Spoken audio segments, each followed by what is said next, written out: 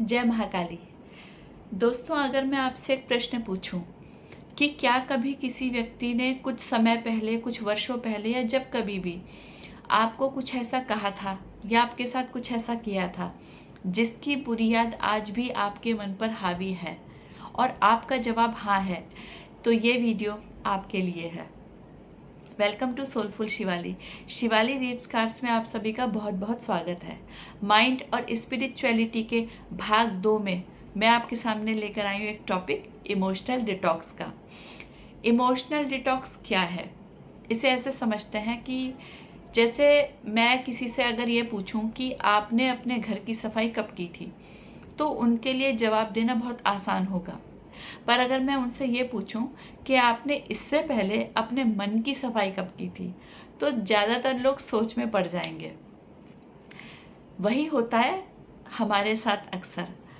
इतनी emotional toxicity अपने मन में, अपने दिल में भर के रखी हुई है लोगों ने कि उसका बोझ वर्षों तक उसी प्रकार जमा रहता है और हम उस बोझ के तले स्वयं को दबा लेते हैं। अब ये इमोशनल डिटॉक्स एक्चुअल में है क्या? क्या ये भावनाओं को मिटा देना है? नहीं। एक्चुअल में इमोशनल डिटॉक्स है भावनाओं की पहचान करना, उनको स्वीकार करना, उनको समझना और सबसे बड़ी बात, उन्हें खुद पर राज ना करने देना, अर्थात खुद पर हावी ना होने देना। क्योंकि मालिक आप स्वयं हैं, आपकी भावनाएं नहीं। इस बात का ध्यान रखना होता है।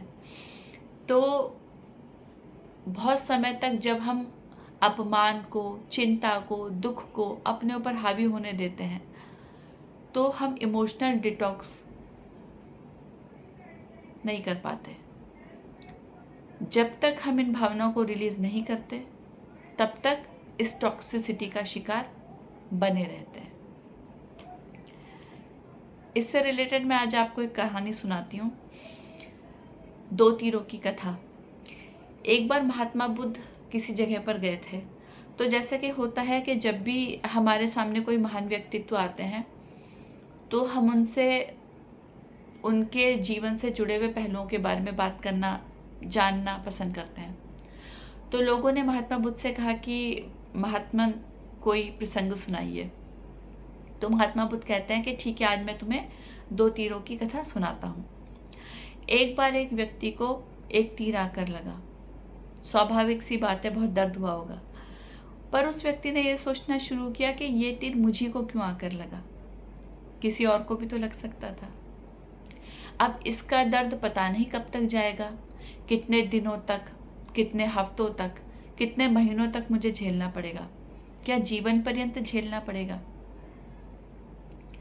इस तरीके की भावनाएं जो थी, उसने उस व्यक्ति के मन पर काबू कर लिया और वो व्यक्ति जीवन पर्यंत इस बोझ के नीचे दबा रहा। तो महात्मा बुद्ध ने बोला कि पहला तीर नियति ने चलाया था और दूसरा तीर उस व्यक्ति ने स्वयं ने चलाया था। तो पहला तीर क्या है? असफलता, कुंठा, दर्द, किसी का चले जाना, फेल हो जाना या फेल हो जाने का डर, तुलना करना, इस प्रकार की चीज़ें पहले तीर में आती हैं। और दूसरा तीर क्या है? उन भावनाओं को वर्षों तक अपने ऊपर हावी होने देना, उनके चंगुल में फंसे रहना, उनकी गिरफ्त में खुद को बांधे रखना। तो इमोशनल डिटॉक्स क्या करता है? क्या वो पहले तीर को चलने से रोक देता है? नहीं, पहला तीर तो चलेगा, लेकिन इमोशनल डिटॉक्स आपको दूसरे तीर को चलाने से रोक देता है, समझा देता है कि जो नियति ने खेल खेला है, अब उसके आगे आपको सरेंडर करना है।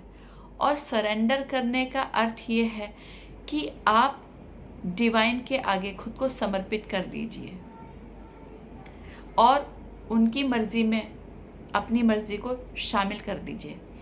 इसका अर्थ ये भी नहीं है कि आप अपना कर्म छोड़ दीजिए, कर्म को नहीं छोड़ना है, लेकिन आपको ये मानना है कि ठीक है, ये था नियति में, तो हो गया, पर इस चीज़ को पूरी ज़िंदगी सत्य मानकर नहीं चलना है, ये अंतिम सत्य नहीं है। अब इमोशनल डिटॉक्स को हम न्यूरोसाइंस की दुनिया से नज़र से भी देखने का प्रयास करते हैं। भावनाओं से जुड़ी स्मृतियाँ मस्तिष्क के कई भागों में मिलकर काम करती हैं, जिनमें एमिगडाला, जो कि भय और भावनात्मक प्रतिक्रिया से जुड़ा भाग होता है, और दूसरा भाग होता है हिप्पोकैम्पस, जो स्मृतियों के संगठन में भूमिका निभाता है। लेकिन अगर हम सुरक्षित और स्वस्थ अनुभवों को अपने साथ लेकर चलें और आत्म जागरूकता पर ध्यान दें, स्वस्थ सोच का अभ्यास करें, तो हमारे दिमाग में नए तंत्रिका मार्ग यानी कि न्यूरल पाथवेज बन जाते हैं और हम आसानी से टॉक्सिसिटी से बाहर आ जाते हैं। इसी को साइंस में न्यूरोप्लास्टिसिटी कहते हैं। ये कुछ वैसा ही है जैसे कि जब आप मैथ्स में जैसे होता है कि पहले आप 1 2 3 सीखेंगे, फिर सबसे पहले प्लस करना सीखेंगे। अब प्लस में भी हम सीखेंगे 1 नंबर का प्लस करना, फिर हम सीखेंगे 2 नंबर का प्लस करना। इसी तरीके से हम आगे बढ़ते चले जाएंगे। तो इसका मतलब ये नहीं है कि हम 1 2 3 4 भूल गए हैं, पर इसका अर्थ ये है कि हम और आगे बढ़ते चले जा रहे हैं। इसी प्रकार जब हम एक स्वस्थ सोच को अपने दिमाग में रखेंगे, तो जो इस प्रकार की टॉक्सिसिटी है हमारे दिमाग में, तो ऐसा नहीं है कि वो कहीं ख़त्म हो जाएगी, कि वो अब एग्जिस्ट ही नहीं करती, है ना। जैसे कि रात के समय है और हम ये बोलें कि सूरज का अस्तित्व ख़त्म हो गया है, तो ऐसा नहीं है। हाँ, ये है कि चांद अस्तित्व में आ गया है, चांद हमें नज़र आ रहा है, लेकिन ऐसा नहीं है कि सूरज का अस्तित्व समाप्त हो गया है। इसी प्रकार जब हम इस तरीके की पॉजिटिव भावनाओं को अपने अंदर डेवलप करते हैं, तो इसका अर्थ ये नहीं होता कि वो पुरानी भावनाएं समाप्त हो गई हैं, लेकिन इसका अर्थ ये है कि वो पुरानी भावनाएं अब स्टेबल हो चुकी हैं। अब वो अपना नेगेटिव इम्पैक्ट हम पर नहीं छोड़ सकती। यही है इमोशनल डिटॉक्स। तो इमोशनल डिटॉक्स पे ध्यान दीजिए, अपने जीवन में पॉजिटिविटी को बढ़ाइए। अगर वीडियो अच्छा लगा हो तो इसे लाइक कीजिए, शेयर कीजिए उन लोगों के साथ जिन्हें इनकी बहुत ज़्यादा आवश्यकता है। कमेंट में लिखिए कि आपको क्या चीज़ अच्छी लगी, और इससे जुड़ी कोई जानकारी आपके पास हो या कोई घटना आपके पास हो तो प्लीज़ उसे भी शेयर ज़रूर कीजिए।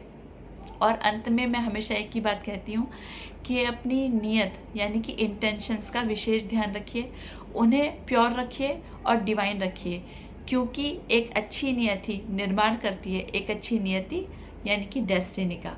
बहुत जल्द मिलूँगी, एक नई वीडियो में आपके सामने आऊँगी। तब तक के लिए जय महाकाली।